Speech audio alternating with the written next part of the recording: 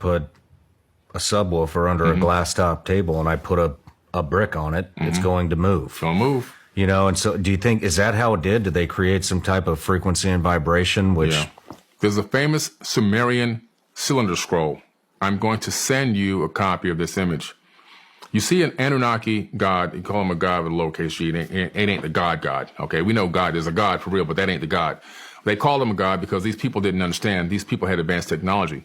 He's sitting on this box. This box has a symbol for magnetism on it, okay, in this ancient Sumerian tablet. And then, so he's sitting here with this box. There's this tripod thing up in the air, and it's got this disc. Underneath the disc is a gigantic stone table, and there's human beings. You can tell they're human because their height compared to this guy, they're tiny. And a human is picking it up with one hand. That disc is a cymatic frequency. You can perfectly match. I found the exact frequency, and I have a video on that frequency, which creates that exact same cymatic pattern. And so that cymatic pattern and magnetism in some way reduce the weight of that gigantic stone table, allowing an average normal human being to pick it up with one hand. I'm going to send you this image. Pretty interesting stuff. So when you now say, well, how do they do all this?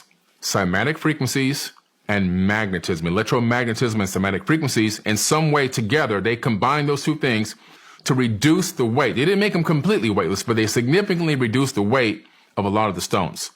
The second thing is, Thoth gives away something else in the emerald tablets. He utilizes cymatic frequencies and photons to manifest solid matter. Now that sounds crazy in ancient tablets, but guess what happened 2 years ago in a laboratory in the world we live in right now? Scientists got together and they combined cymatic frequencies and photons, and for the first time ever created solid matter. That's in physics.org. Wow. So where did that happen? That happened, I believe it was in the UK. Okay. Yeah, and I'll give you the link to all this stuff. So pretty interesting, right? So the tablets keep getting proven by modern science. This is why I keep going back to the tablets, because wait a minute. This guy says this then. You know, you've heard of the active denial system in the military. It's this dish that sends out a beam of frequency towards people that are looking to be, do harm, right?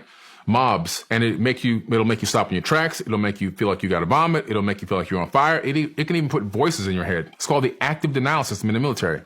Well, in the Emerald Tablets, Thoth has this group of people coming at him because they don't know who he is when he lands his ship. He says, I raised my staff and sent out a ray of vibration which stopped them still in their tracks. Sounds like the active denial system to me. Same technology, just a different year.